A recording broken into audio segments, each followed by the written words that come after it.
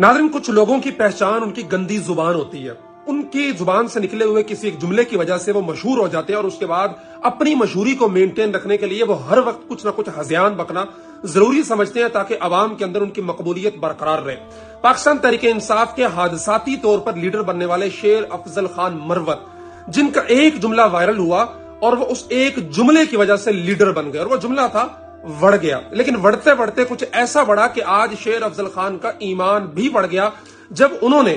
अपनी गंदी सियासत के अंदर मरियम नवाज शरीफ को ट्रोल करने के लिए हजरत हिंदा रजी अल्लाह ताला अन्हा से तशबीह देते हुए कहा कि मरियम नवाज की मिसाल हिंदा की तरह है जो अवाम के चबाए हुए मेंढियट के खून के अंदर लिपटी हुई है। हजरत हिंदा वो सहाबिया जिन्होंने रसूलुल्लाह सल्लल्लाहु अलैहि वसल्लम के हाथ पर इस्लाम कबूल किया और रसूलुल्लाह सल्लल्लाहु अलैहि वसल्लम की खुशदामन भी थी, ये जिसे सास कहा जाता है। लेकिन शेर अफजल खान, जिसकी गलीज जुबान ही उसकी पहचान है और उसी की वजह से वो पाकिस्तान तहरीक इंसाफ के लोंडो लपाड़ों का रातों रात लीडर बन जाता है। जब ये उसका ट्वीट वायरल होता है ट्विटर पे, सोशल मीडिया पे, तो जल्दी जल्दी शेर अफजल खान मरवत अपना वो ट्वीट डिलीट कर देता है जो कि इस वक्त उसकी वाल पर मौजूद नहीं है। इसका मतलब यह है कि उसे पैगाम पहुंच चुका है कि तुमने बहुत बड़ी गलती कर दी है। लेकिन सवाल यहां पर यह पैदा होता है कि यह गलती हमेशा सहाबा के बारे में क्यों होती है। अब अगरचे उसने ट्वीट डिलीट कर दिया, लेकिन यही पाकिस्तान तहरीक इंसाफ के लोंडे लपाड़े जो कहते हैं कि इमरान खान के खिलाफ बात करने वाले का हम उसके घर तक पीछा करेंगे और उसे उस वक्त तक जलील करेंगे जब तक वो माफी नहीं मांगेगा।